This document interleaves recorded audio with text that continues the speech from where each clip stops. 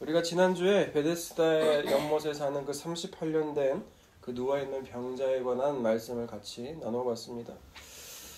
베데스다 연못에는 특징이 있다고 했죠. 천사가 한번 하늘에서 내려와서 연못을 한번 휘저으면 가장 먼저 도착하는 사람이 어떤 병이든 낫는다는 거예요. 그런데 이 베데스다의 뜻이 뭐라고 했죠? 자비. 은혜의 집, 자비의 집이라는 거예요. 여러분, 은혜의 집, 자비의 집에서 어떤 일이 벌어지고 있는 거예요? 가장 먼저 들어가는 자만이 낫는다는 경쟁이 앞다퉈 나가는 자만이 1등만이 살아남는다는 거예요. 1등만이 낫는다는 거예요. 여러분, 이게 무슨 은혜고 이게 무슨 자비예요? 거기에 1등으로 들어갈 수 있는 사람이 누굴까요? 조금 더 몸이 성한 사람만이 들어가죠. 여러분, 다리가 불편한 사람과 그래도 다리가 삔 사람하고요, 다리 절름발이, 다리를 아예 못 쓰는 사람하고 둘이 경쟁하면 누가 이겨요? 삔 사람이 살짝 걸어가도 이겨요. 그 사람이 그 병을 낫는다고요. 근데 이보다 더 중한 병이 걸린 사람이 있어요. 이 사람은 38년 됐어요. 그 병이 38년이 됐는데 이 사람은 걷지를 못해요. 맨 누워만 있어요. 누군가의 도움이 없으면 베데스다 연못에 들어갈 수도 없는 거예요. 자력으로 들어갈 수 없는 거예요. 이렇게 삶이 피폐해지고 실패가 반복되어지고, 여러분 아까 그 경쟁이라고 했잖아요. 어떻게 보면 이 38년 된 병자는요, 오늘날 현대사회로 따지자면 루저 중에 루저예요. 그분에게 지금, 그 사람에게 지금 누가 찾아오고 계시는 거예요? 그 실패한 그 자리에 예수님이 오시고 계시는 거예요. 예수님이 오셔서요, 그 38년 된 병자에게 너 이렇게 하면 나을 거야. 내가 누군지 아니? 내가 바로 너를 살릴 예수란다? 이런 얘기 하지를 않으세요. 왜 그런 얘기를 하지 않는다고 했어요? 그 사람은 그것조차 할 수 있는 힘이 없어요. 여러분, 실패를 반복하고요, 한 번도 성공해 본 적 경험이 없는 사람은 자기 자신에 대해서 아주 극단적인 자존감이 완전히 떨어져요. 내가 할 수 있다는 게 아무것도 없어요. 근데 그 사람에게 예수님 뭐라고 말씀하세요? 일어나 걸으라. 일어나 걸으라 하니 곧 그 자리에서 그 사람을 들고 일어나 걷게 됐다는 거예요. 여러분, 일어나서 걷게 된 게 이 사람의 믿음이 있어서, 이 사람의 뭔가 예수님 주목하는 게 있어서 일어나 걷게 됐어요? 아니라는 거예요. 이 38년 된 병자를 그 자리에서 일어나게 만든 건 순전히 말씀의 능력 때문에 그런다는 거예요.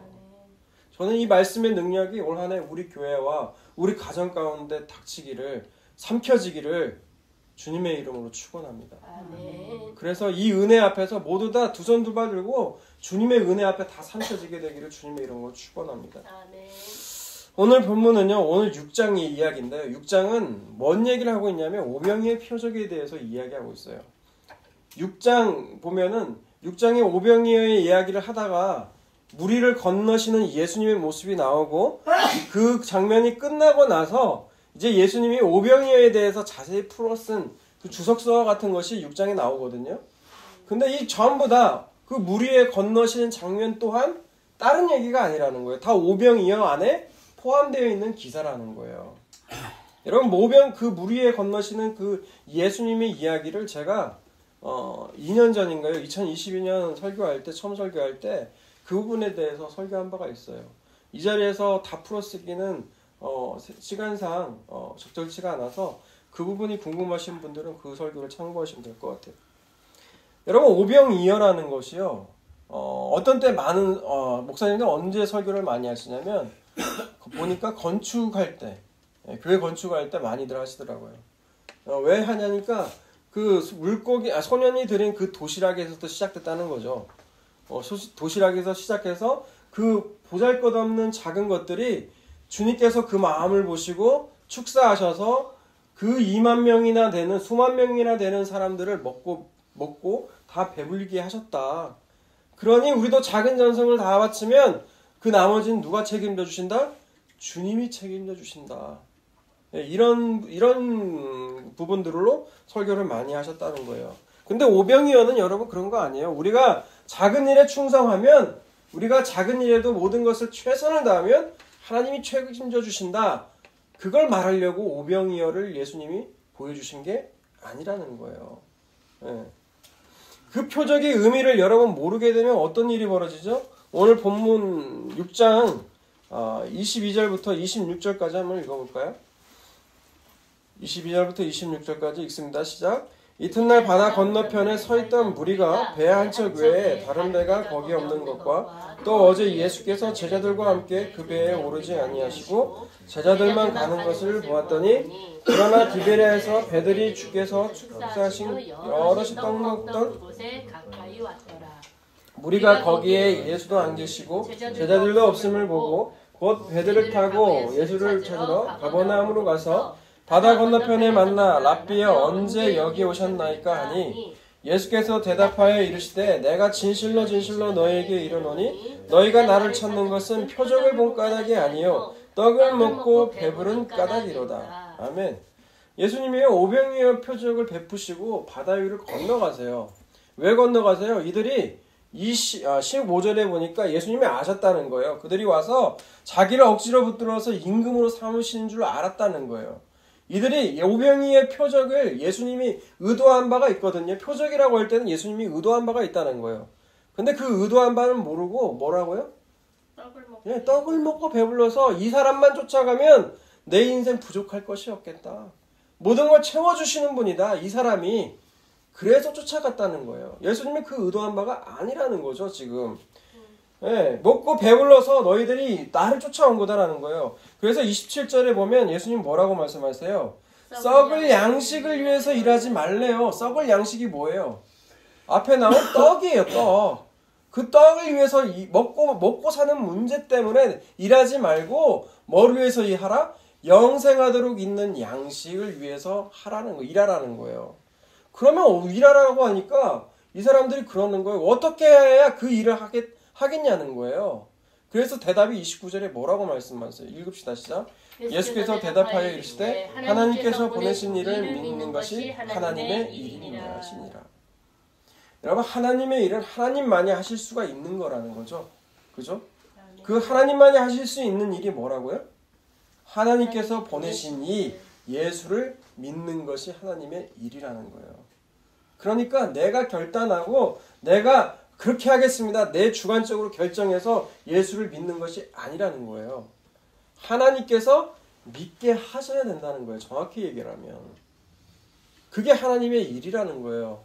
그러니까 당연히 30절에 질문이 나와요. 그러면 우리가 당신을 믿도록, 당신이 하나님께서 보내신 일하면 우리가 당신을 믿도록 하는 그 행사의 그 표적이 뭐냐는 거죠. 하시는 일이 뭐냐는 거예요. 하나님께서 하나님의 아들을 보내게 하셔서 믿게 하는 게 하나님의 일이라고 하셨는데, 그러면 당신이 하나님의 아들이라면 당신이 하나님의 아들이라는 것을 믿게 할 수 있도록 하는 게 뭐냐는 거예요. 그러니까 31절 읽을까요? 시작. 기록된 바 하늘에서 그들에게 떡을 주어 먹겠다 하였음과 같이 우리 조상들은 광야에서 먹나를 먹었나이다. 지금 이게 누가 한 말이에요? 사람들이. 예, 그 사람들이 무리들이 한 말이에요. 예수님의 오병이의 표적을 보면서 지금 뭐가 떠올렸다는 거예요? 만나가 떠올렸다는 거예요. 만나도 떡이잖아요. 그죠? 만나, 이 지금 인용된 구절이 어디예요? 기억이라고 지금 인용돼 있잖아요. 네, 이게 어디예요? 출애굽기 16장의 이야기예요. 여러분, 출애굽기 16장 이야기 한번 볼까요? 출애굽기 16장 1절부터 봅시다. 이스라엘의 자손의 온 회중이 엘림에서 떠나 엘림과 시내산 사이에 있는 신광야에 이르니 애굽에서 나온 후 둘째 달 15일이라. 이스라엘 자손 온 회중이 그 광야에서 모세와 아론을 원망하여 이스라엘 자손이 그들에게 이르되 우리가 애굽 땅에서 고기 가마 곁에 앉아 있던 때와 떡을 배불리 먹던 때에 여호와의 손에 죽었더라면 좋았을 것을 너희가 이 광야로 우리를 인도해 내어 이 온 회중이 줄여 죽게 하는도다. 네. 지금 출애굽기 16장 1절을 보니까 지금 이들이 출애굽한 지 얼마나 됐다는 거예요? 출애굽한 지가 2달 보름이 넘었다는 거예요. 네. 2달 보름이 되니까 이들이 그동안 준비했던 양식들이 다 떨어진 거예요. 그래서 이들이 지금 원망하고 있는 거죠. 모세와 아론은 원망하고 있는 거예요. 근데 이게 지금 처음 원망하는 게 아니에요. 15장 후반을 보게 되면 이들이 어떻게 돼요? 홍해의 기적을 보고 나서 홍해에서 애국군이 다 수장된 걸 보고 나서 3일 만에 이들이 마실 물이 없어가지고 원망하거든요. 예. 그러니까 아무리 여러분 기상천외한 것들을 보여줘도요, 사람들이 어떻게 되느냐, 내 생존에 위협이 오게 되면 원망해요. 며칠 못 가더라는 거예요. 여러분 오병이어도 보세요. 오병이요. 그 놀라운 거 봤으면 어떻게 해야 돼요? 아, 저분이 메시아군요. 예수님이 있군. 저분이 정말 예수고 그리스도시군요. 그러면서 예수님 믿어야 되는데 그렇지 않더라는 거예요. 이 무리들이 나중에 십자가로 달려가서 저자를 못 박아 죽이라고 그러잖아, 예수를. 예, 아무리 놀라운 거 보여줘도 하나님 그런 사람들 많거든요. 하나님 살아계심을 내가 눈으로만 보면 내가 반드시 믿겠다고요. 그러나 그 자에게 아무리 놀라운 걸 보여줘도 자기한테 위기가 닥치고 자기가 목숨이 경각에 달리면 그동안 행위했던 거 다 까먹더라는 거예요. 그럼에도 불구하고 하나님은 이렇게 양식이 없어서 원망하는 이스라엘에게 어떻게 행하시냐? 4절 보세요. 4절. 그때 여호와께서 모세에게 이르시되 보라 내가 너희를 위하여 하늘에서 양식을 비같이 내리니 백성이 나가서 일용할 것을 날마다 거둘 것이라. 이같이 하여 그들에게 내 율법을 준행하나 아니하나 내가 시험하리라. 하늘에서 양식을 내려줘요. 비같이 내려준다고 그래요. 이걸 뭐라고 불러요? 만나라고 부른다는 거예요. 근데 하나님이 만나를 주신 건 목적이 있다는 거예요. 그 만나를 주신 목적이 뭐라고요? 후반부에 그들이 내 율법이 뭐예요? 하나님이 말씀한 거. 하나님이 만나에 대해서 말씀하시거든요. 규칙을 얘기를 해요. 만나를 먹을 때 주의사항을 알려준다고요. 하나님이. 그 율법을 너희들이 지키나 안 지키나 한번 보자라는 거예요. 만나를 주실 때. 여러분 만나를 주실 때 그 배고픔을 상쇄시키는 것도 충족시키는 것도 있지만 하나님의 중요 목적은 뭐라고요? 만나를 통해서 너희가 내 말을 지키는지 안 지키는지 한번 보자는 거죠. 하나님 만나에 대해서 규칙 2가지를 알려주셨어요. 그렇죠? 네, 규칙이 2가지가 뭐죠? 네? 네, 그럴 줄 알았어요. 네. 싸우지 마라. 네, 날마다 거두되 오늘 먹을 만큼만 거두라고 했어요. 그렇죠? 근데 이스라엘이 그대로 행하던가요? 많이 거둬요. 네, 많이 거둬요. 오늘 이상 먹을 것을 많이 거둬요. 왜 많이 거둘까요? 내일이 안 올까봐. 내일은 또 안 내릴까봐. 하나님 말씀 믿어요? 못 믿어요? 철저히 못 믿는 거예요. 네. 그렇게 되니까 다음날 되니까 어떻게 돼요? 그 어제 거두었던 만나가 다 벌레가 들잖아요. 네. 그리고 2번째 규칙이 뭐죠? 안식일에는 만나를 주지 않겠다는 거예요. 대신 그 전날에 충분히 2배를 준다는 거였어요. 그런데 이들이 이 말씀대로 안식일에는 거두러 나가지 않았을까요? 아니요, 나갔어요. 왜? 안식일에도 내릴 거라고 생각했기 때문이에요. 행여나 내릴까봐. 가서 누구보다 빠르게 그 만나를 거둘기 위해서 나갔다는 거예요. 그러니까 인간이라는 존재가 만나를 통해서 알아본 것이 뭐예요? 인간이 이렇게 탐욕스러운 존재다. 하나님 말씀에 절대로 따를 수가 없는 존재가 누구다? 사람이라는 존재예요. 그럼 제가 하나님이라면 이 만나 실패했잖아요. 그럼 만나도 안 줘야 돼요. 근데 하나님은 만나를 이스라엘의 광야 생활이 끝나고 나서 가나안에 들어가서 처음 곡식을 먹을 때서야 비로소 그치게 해주셨다는 거예요. 네. 여러분, 근데 이 만나를 주신 것은요, 이 만나를 통해서 하나님이 깨달으라고 살아 주신 거거든요. 그것이 어디에 나와 있어요? 신명기 말씀에 나와 있어요. 신명기는 광야 생활이 끝날 무렵 모세가 이제 그 과거를 뒤돌아보면서 회상하면서 쓴 게 신명기예요. 8장 1절을 보세요. 1절과 2절. 내가 오늘 명하는 모든 명령을 너희는 지켜 행하라. 그리하면 너희가 살고 번성하고 여호와께서 너희의 조상들에게 맹세하신 땅에 들어가서 그것을 차지하리라. 내 하나님 여호와께서 이 40년 동안에 내게 광야길을 걷게 하신 것을 기억하라. 이는 너를 낮추시며 너를 시험하사 내 마음이 어떠한지 그 명령을 지키는지 지키지 않는지를 알려 하십니다. 1절과 2절에는 하나님이 일부러 광야로 이스라엘을 인도하셨다는 거예요. 네. 일부러 가나안을 통과하는 빠른 길이 있음에도 불구하고 하나님이 일부러 광야로 인도하셨다는 거죠. 여러분, 광야라는 거는 어떤 표지판도 없어요. 이 길로 가세요. 그리고 양식은 이쪽에 있답니다. 이런 것이 없어요. 양식도 없고 물도 없고 전혀 없는 것이 어디예요? 광야예요. 이곳에서는 하나님께서 하라고 하는 대로만 행해야 살 수가 있는 것이 이 광야라는 거예요. 여러분, 우리 인생도 광야 마찬가지 아닌가요? 어디로 가야 될지를 모르겠어요. 어디로 나아가야 될지도 모르고 뭘 해야 될지도 모르는 것이 사람의 인생의 광야와 같다는 거죠. 이 광야에서 하나님 뭐를 알려고요? 네가 어떤 존재인지를 알으라는 거예요. 마음이라는 건 우리 존재 자체를 가리키는 단어예요. 성경에서. 네가 어떤 사람인지를 알라는 거죠. 광야에서 여러분 이스라엘이 뭘 했어요? 죄 짓고 살았어요. 하나님 말씀대로 살지를 못했어요. 사람이 언제 그 사람을 알 수 있다고 그래요? 그 사람이 바닥을 칠 때야 그 사람의 진짜 모습이 나온다고 그러잖아요. 그래서 이 사람을 만날 때 인생의 봄, 여름, 가을, 겨울을 다 보라고 그래요. 이게 은유적인 말이거든요. 이걸 문자적으로 봄, 여름, 가을, 겨울이라는 뜻이 아니고 봄, 여름, 가을, 겨울이라는 것은 아주 풍성한 열매가 맺는 그런 시절뿐만이 아니라 그런 것이 전혀 없는 가장 힘들 때의 모습도 알라는 거예요. 사람을 알려면 그렇게 알아야 된다는 것이 사람 사이에 있는 지혜예요. 근데 하나님은 지혜의 모든 풍성한 하나님은 인간이 어떤 존재, 너희가 어떤 존재인지를 알려고 하나님이 광야로 일부러 두셨다는 거예요. 그리고 3절에 가서 만나를 주신 이유도 분명하게 기록되어 있어요. 3절 읽읍시다. 시작. 너를 낮추며 너를 줄이게 하시며 또 너도 알지 못하며 내 조상들도 알지 못하던 만나를 내게 먹이신 것은 사람이 떡으로만 사는 것이 아니요 여호와 입에서 나오는 모든 말씀으로 사는 줄을 내가 알게 하려 하심이라. 조상들도 알지 못했어요. 아브라함, 이삭, 야곱도 알지를 못했던 만나. 이 만나를 너에게 먹인 거는 뭐라고요? 사람이 떡으로만 사는 게 아니라는 거예요. 여러분, 떡이란 게 뭐죠? 상징하는 게? 그냥 할머니가 좋아하는 떡이에요? 전 떡 없어도 살아요. 빵이 있으니까. 그 문제예요? 떡이라는 건 먹고 사는 육신의 아주 귀중한 문제예요. 이것이 없어서는 나는 못 살아 하는 문제들. 오늘날로 하면 돈이에요, 돈. 사람이 돈으로 사는 거 아니라는 거예요.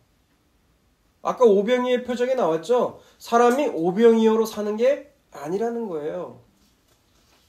그럼 뭘로 산다고요? 여호와의 입에서 나오는 말씀. 그 말씀이 뭐예요? 예수님이시잖아요, 예수님. 오병이의 표적이 결국 말하고자 하는 건 예수님으로 인해서 우리가 산다는 거예요. 너희가 돈 있으면 다 살 것 같지? 돈 많이 줘봐요. 여러분, 돈 있는 사람 자살합니까? 안 합니까? 돈이 많아도 자살해요. 그럼 인생에 있어서 가장 필요한 건 뭐라고요? 가장 중요한 거는 그 말씀 대신 예수님이라고요. 그 말씀으로 오신 예수님의 살과 피를 먹는 거라고요. 6장의 표현에 따르면 그것이 가장 중요하다는 거예요. 그래서 요한복음 6장 오늘 본문 다시 돌아와서 32절과 33절은 아주 딱 박아 말씀드려요. 예수님이 그 만나를 먹었다고 우리가 말을 하니까 뭐라고 그래요? 예수께서 이르시되 내가 진실로 너에게 이르노니 모세가 너희에게 하늘로부터 떡을 준 것이 아니라 내 아버지께서 너희에게 하늘로부터 참떡을 주시나니 하나님의 떡은 하늘에서 내려온 세상에게 생명을 주는 것이니라. 아멘. 예수님이 참떡이라는 거예요. 그 참떡인데 이 떡은 하나님이 내리신다는 거죠. 하늘에서 내린다는 거예요. 그 목적이 뭐라는 거예요? 그 사람에게 생명을 준다는 거예요. 생명을 준다는 거. 광야에서 만나를 내려서 이스라엘을 먹이신 것처럼 예수님은 그 광야에서 내린 그 만나처럼 눈에 보여지고 만져지기도 하잖아요. 그런데 다른 점이 있다면 세상에 생명을 주기 위해서 하늘에서 내려온 떡이라는 거예요. 그러면 이 말에 대해서 사람들이 어떻게 반응했냐? 42절 보세요. 41절 보세요. 41절. 네. 제가 읽을게요. 41절. 자기가 하늘에서 내려온 떡이라 하심으로 유대인들이 예수께 대하여 수군거려. 이들은 믿어요? 못 믿어요? 예수님이 무슨 하늘에서 내려온 떡이야? 저는 뭐라고 해요? 42절? 요셉의 아들 예수가 아니냐? 그 부모를 우리가 아는데 자기가 지금 어째요 하늘에서 내려왔다 하느냐? 예. 그럼 여기에 대해서 예수님이 항변을 하셔야 되는데 예수님이 뭐라고 대답하시는지 43절과 44절을 읽어봅시다. 예수께서 대답하여 이르시되 너희는 서로 수군거리지 말라. 나를 보내신 아버지께서 이끌지 아니하시면 아무도 내게 올 수 없으니 오는 그를 내가 마지막 날에 다시 살리리라. 수군거리지 말라는 거예요. 나를 보내신 아버지께서 내게로 이끌지 않으시면 아무도 올 수가 없다는 거죠. 여러분 이야기는 마치 그거예요. 롯이 창세기에서 소돔과 고모라 성이 망한다고 했을 때 롯이 자기 힘으로 빠져나왔어요?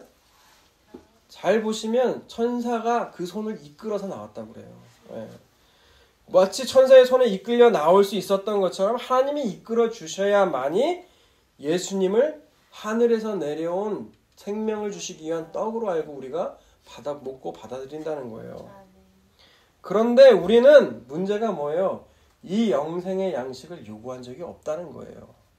이 생명의 떡이 필요하다고 달라고 요구한 적이 없다는 거예요. 이에 비해서 만나는 요구하잖아요. 배고프니까 뭐 좀 달라고 하나님한테 요구하잖아요. 그래서 만나가 오니까 만나가 귀한 줄 알죠. 하지만 이 생명의 떡이신 예수님은 우리가 언제 요구한 적이 있어요? 우린 요구한 적도 없고 필요해보다고 생각한 적이 한 번도 없다는 거예요. 문제가.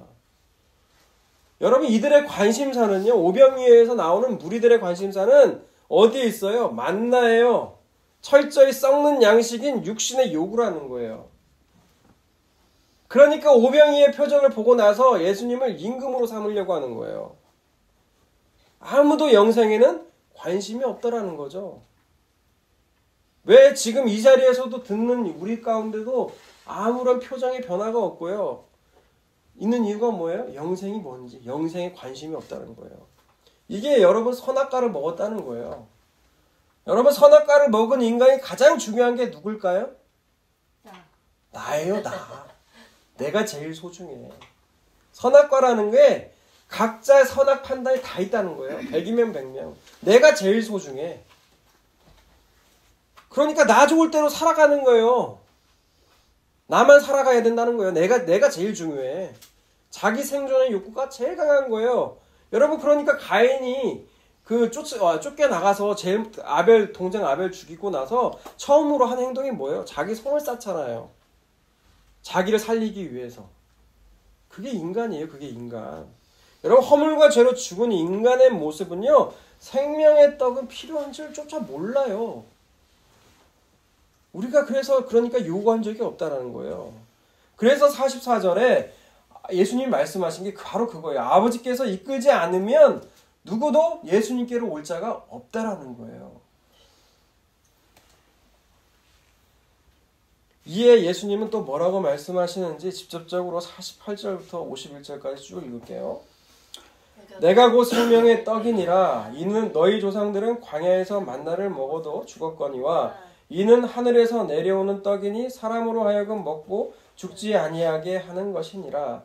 나는 하늘에서 내려온 살아있는 떡이니 사람이 이 떡을 먹으면 영생하리라. 내가 줄 떡은 곧 세상의 생명을 위한 내 살이니라 하시니라. 여러분 오병이어의 그 만나 떡 이야기를 예수님은 자기가 바로 생명의 떡이라고 분명하게 말씀하고 있어요. 요한복음의 특징이 바로 이런 거예요. 마태, 마가, 누가 전부 다 오병이어 얘기 기록해놔요. 하지만 그 표적이 의미가 뭔지는 기록하지 않거든요. 근데 요한복음만 이 6장에 따로 나와서 이 표적의 의미가 무엇인지 정확하게 얘기하고 있다는 거예요. 예수님이 바로 생명의 떡이라는 거예요. 너희 조상이 광야에서 만나를 먹었어도 만나만 지금 비교를 하고 있는 거죠. 너희가 만나는 요구했지만 아까는 뭐라고 생명의 떡인 예수님은 요구한 적이 없다라는 거예요. 근데 두 번째 차이가 뭐냐? 만나를 먹어서도 죽더라는 거죠. 하지만 하늘에서 내려온 떡인 나를 먹게 되면 너희가 영원히 죽지 않는데요. 영생하게 한다는 거예요. 그럼 여러분한테 물어볼게요. 여러분 영생하게 한다는 것이 영원토록 죽지 않는다는 얘기일까요? 예수님을 먹으면? 네? 그 얘기예요? 영생의 뜻을 영원히 육체적으로 산다는 의미로 여러분이 생각하면 여러분 이게 이해가 안 가요. 요한복음 17장 3절에 보면 뭐라고 되어 있냐? 영생이란 유일하신 참 하나님과 그가 보내신 예수를 아는 것. 그게 영생이라는 거예요. 영생의 뜻이 확 바뀌죠. 영생이란 영원히 죽지 않는다는 것, 영원히 죽지 않는다는 것이 아니라 예수님 안에 있는 영원한 생명은 그 가치를 안다는 거예요. 여러분 그게 영생이라는 거예요. 그 유일하신 참 하나님과 그가 보내신 자 예수 그리스도를 아는 것. 여러분 그것이 바로 영생이라는 거예요. 그런 자는 죽지 않는다는 거예요. 어디 안에서? 예수님 안에서. 그래서 성경에서는 죽은 자를 표현할 때, 예수 믿는 자의 죽은 자를 표현할 때 뭐라고 그래요? 잠자 있다고 하잖아. 잠자 있다고. 지금도 잠들고 계시잖아요. 거기에 대해서 사람들은 어떻게 반응하냐? 52절 보니까 유대인들이 서로 다투어 이르되 이 사람이 어찌 능히 자기 살을 우리에게 주어 먹게 하겠느냐? 이 말을 어떻게 알아들어요? 문자적으로 알아듣는다는 거죠. 예, 가정예배 시간에, 우리가 예배드 시간에 주열이가 그 질문을 하더라고요. 아니 살을 어떻게 먹어요? 예, 이렇게 예수님이 알게 해주시지 않으면 그게 문자적으로 알아먹는다고요. 그래서 예수님이 뭐라고 말씀하시냐? 53절부터 58절 읽습니다. 시작. 그래서 이르시되 내가 진실로 진실로 너희에게 이르노니 인자의 살을 먹지 아니하고 인자의 피를 마시지 아니하면 너희 속에 생명이 없느니라. 내 살을 먹고 내 피를 마시는 자는 영생을 가졌고 마지막 날에 내가 그를 다시 살리리니 내 살은 참된 양식이요 내 피는 참된 음료로다. 내 살을 먹고 내 피를 마시는 자는 내 안에 거하고 나도 그의 안에 거하나니 살아계신 아버지께서 나를 보내시매 내가 아버지로 말미암아 사는 것 같이 나를 먹는 그 사람도 나로 말미암아 살리라. 이것은 하늘에서 내려온 떡이니 조상들이 먹고도 죽은 그것과 같지 아니하여 이 떡을 먹는 자는 영원히 살리라. 아멘. 여러분 예수님의 살과 피를 먹는다는 건 예수님 안에 들어간다는 얘기예요. 예수님 우리 안에 들어가시고 우리도 예수님 안에 있게 된다는 거예요. 그 일이 언제 벌어졌어요? 예수님께서 그 십자가에서 살과 피를 다 찢기시고 피를 내어주실 때 그것이 예수님의 십자가로 말미암아 다 완성된 일들이잖아요. 그래서 예수님의 살과 피를 먹는다는 건 그 십자가에서 죽으신 예수 그리스도를 내가 구주로 영접한다는 얘기예요. 네. 그렇게 되게 되면 생명의 떡이신 예수님이 우리 안에 들어와 있냐는 거예요. 그런데 문제는 아까부터 계속 지적했지만 예수님의 살과 피로 이룬 그 영생의 가치를 얼마나 우리가 잘 알고 있냐는 거죠. 여러분 예수님의 제자들은요 그 영생이 얼마나 좋았던지 자기가 그동안 했던 거 다 버렸어요. 예수만 안 믿으면 그냥 평범하게도 살아갈 수 있는데 온갖 고생 다 하고 마침 나중엔 순교까지 다 당했어요. 목숨까지 다 잃었다고요. 고생하며 살았다는 얘기예요. 바울도 보세요. 그냥 그대로 살아갔으면 아무런 고생이 없어요.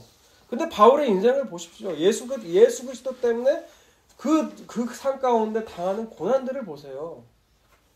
그들은 뭘 알았다는 거예요? 영생의 가치가 어떤 것인지를 알았다는 거예요. 그런데 우리를 보자고요. 우리는 예수님의 제자와 바울처럼 그 삶 가운데 그런 고난이 있어요? 없어요? 그 고생하는 게. 그 고생하는 것도 없어요. 그런데도 원망불평합니다.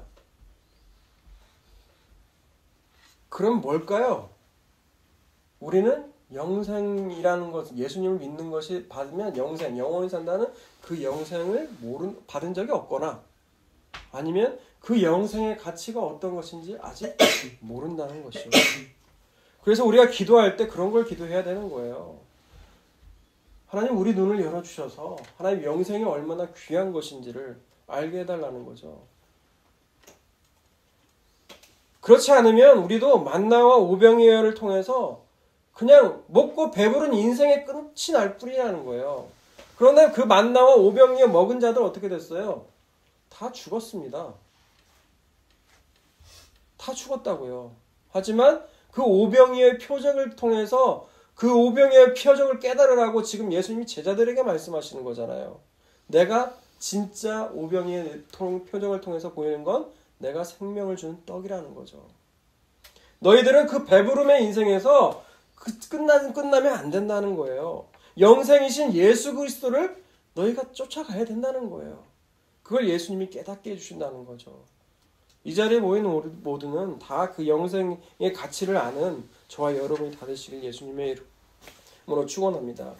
여러분 고린도후서 마지막으로 4장 16절에서 18절 말씀을 같이 읽고 말씀 마칩니다.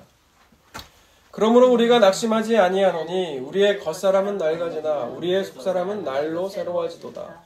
우리가 잠시 받는 환난에 경한 것이 지극히 크고 영원한 영광에 중한 것을 우리에게 이루게 함이니 우리가 주목하는 것은 보이는 것이 아니요 보이지 않는 것이니 보이는 것은 잠깐이요 보이지 않는 것은 영원함이라. 아멘.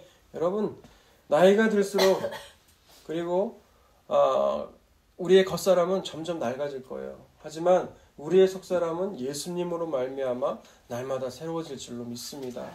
그 영생을 우리에게 주시는 그 예수님만 쫓아가는 저와 여러분이 다 되시길 주님의 이름으로 축원합니다.